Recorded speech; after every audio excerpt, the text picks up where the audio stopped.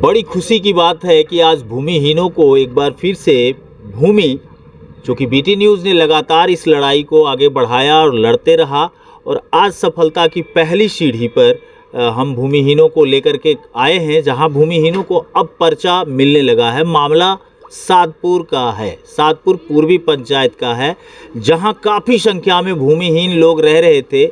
एक एक घरों में 4-4 परिवार रह रहे थे, 5-5 परिवार रह रहे थे। बड़ी तकलीफ़ की स्थिति थी।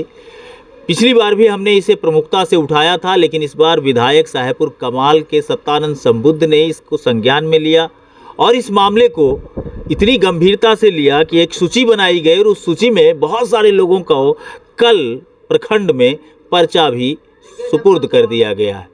हमारे साथ राष्ट्रीय जनता दल के प्रवक्ता हैं और सत्तानंद संबुद्ध विधायक जी के काफ़ी करीबी माने जाते हैं। मनोज सहनी जी हैं, पूर्व सरपंच रहे हैं सादपुर पूर्वी से। बहुत स्वागत करते हुए हम आपसे ये जानना चाहते हैं हुजूर कि जिन लोगों को भूमि नहीं थी, वो लड़ाई हमने लड़ी, आपने उस लड़ाई को फतह किया है और कुछ लोगों को पर्चा भी मिला है। क्या कुछ मामला रहा कल प्रखंड कार्यालय में, ये थोड़ा सा जानकारी। सबसे पहले मैं आपको हमारे गांव पधारने के लिए आपको मैं धन्यवाद देता हूं, और आपने अगली बार भी बहुत प्रमुखता से इसको उठाया था, विधायक जी भी संज्ञान में लिए थे। और कल जो था 110 की सूची में 43 लोगों को माननीय विधायक जी के द्वारा, सीओ साहब के द्वारा, प्रखंड प्रमुख के द्वारा, सभी लोगों की उपस्थिति में, आप भी वहाँ पर थे, सब लोगों की उपस्थिति में 43 लोगों को भूमिहीन का पर्चा दिया गया। यहाँ तक जी कितना 43 लोगों को? जी 43 लोगों को पर्चा दिया गया। बाकी कितने लोग रह गए अभी आंकड़े के मुताबिक?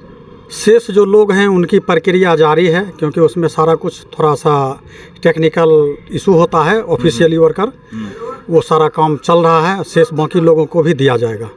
जैसे इन लोगों को ज़मीन कहाँ दे दिया गया? कहीं ऐसा जगह तो ज़मीन नहीं दिया जा रहा है जहाँ ये लोग फिर जाना भी नहीं चाहिए। कि एक ये भी समस्या आती है कि ज़मीन मिलने के बाद लोग जाना भी नहीं चाहते उस ज़मीन पर। हम एक चीज़ ज़रूर बताना चाहेंगे कि हमारे गांव में बाढ़ और बारिश के पानी से जो एरिया डूब जाता है, तो इन लोगों को चिन्हित किया गया कि सबसे ऊपरी ज़मीन, जो कितना भी पानी आएगा रेलवे के ऊपर गुजर जाएगा, लेकिन वह ज़मीन पानी में नहीं डूबेगा, वह ज़मीन चिन्हित करके दिया गया है। किस एरिया का वो ज़मीन है? सादपुर मौजे का एरिया का ज़मीन है और गांव से लगा हुआ सड़क के बगल में ज़मीन है। कितना ज़मीन होगा टोटल? लगभग ज़मीन तो वहाँ सरकारी ज़मीन बहुत सारा उपलब्ध है।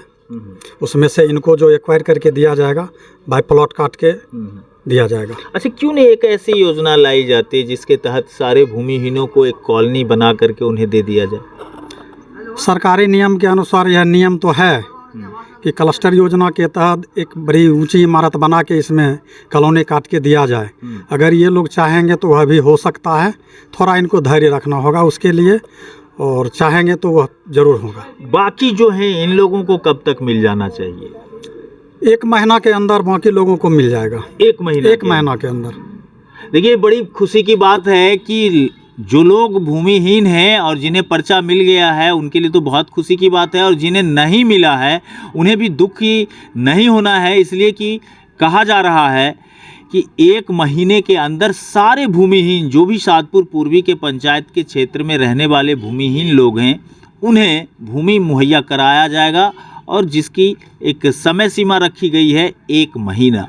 ये था भूमिहीनों का मामला, जो बीटी न्यूज़ की एक बहुत बड़ी जीत है और बहुत बड़ी कामयाबी है इस मामले में कि हमने उन्हें न्याय के चौखट तक जरूर पहुंचाने का काम। बहुत बहुत धन्यवाद मनोज भैया, आपको इस काम को करा देने के लिए बहुत दिल से आभार प्रकट करती है बीटी न्यूज़ की, आपने भूमिहीनों की सेवा की है। जी, हमारे गाँव के प्रतिनिधि हैं माननीय मुखिया जी बबीता देवी, उनके पति हैं पप्पू कुमार जी, उनका भी सराहनीय योगदान रहा कि इन लोगों के साथ जाके मिल बैठ करके इनके सुख दुख में शामिल हुए और इनके सहभागिता में भी शामिल रहे। काफ़ी प्रशंसनीय योगदान है पप्पू जी का। वाह, बहुत सुंदर। यहाँ के मुखिया बबीता देवी के पति लगातार यहाँ सेवा में तो जुड़े हुए हैं ही, लेकिन भूमिहीनों का संज्ञान लिया है और उन्हें मदद भी किया है। ये तमाम जानकारियाँ सादपुर पूर्वी से दी जा रही है आपको। आप बने रहिएगा, लगातार हमें फॉलो करते रहिए और देखते रहिए बीटी न्यूज़ बिहार।